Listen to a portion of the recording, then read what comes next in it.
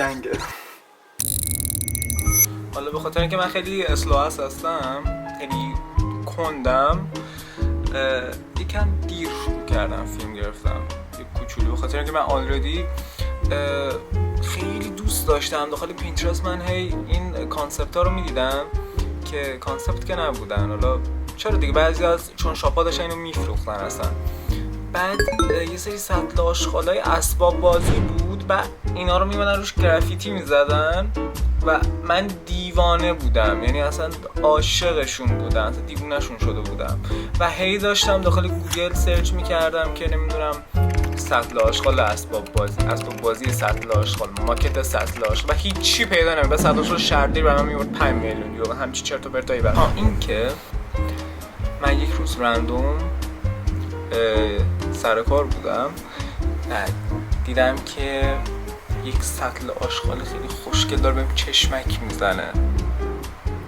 فرقش با اکسا این بودش که این خوشگل تر بود. گفتم که من اینو میخوام بخرم و بهم گفتن که این برای اسباب بازی دیگه بوده که یارو اومده خریده، اینجا مونده اینجا و اینکه تو میتونی الان برداری. خیلی رندوم این فاکتورش شده دیگه، به ما ربطی نداره. و اینجوری بودم که خدا رسوند، خدا بالاخره یه سطل آشغال درست است، بهتر از اکسم خدا هیچی بهم رسوند، یه چیزی که لیاقتشو داشته باشم، یه سطل آشغالی که بتونم تغییرش بدم.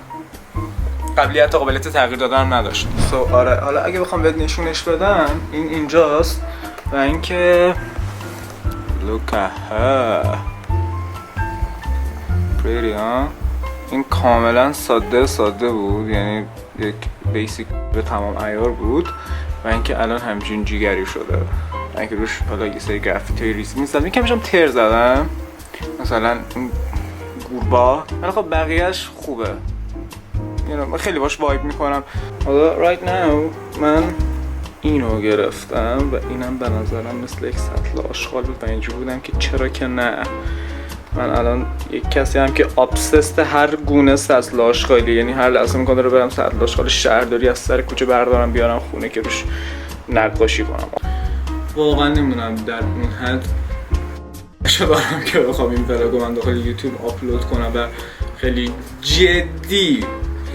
جدی شروع کنم به ولاگ گرفتن و ویدیو گرفتن و اینجور چیزا. ولی خب واقعا دوست دارم میکنم، چون شغلی هم که دارم مرتبط با همین چیزاست، در همین اینجوری هم که امیدوارم جدی باشه. چقدر تو حاشیه رفتم، فقط میخواستم بگم چرا اینو چاپ کردم. الان میخوام بزنمشون دونه دونه رو این، نمیدونم یک بار گفتم یا نه، ولی میخوام بزنمشون رو این و ببینم میشه یا واقعا خوب میشه. دوست دارم حالت استریت استایل و اینجور چیزا بگیره.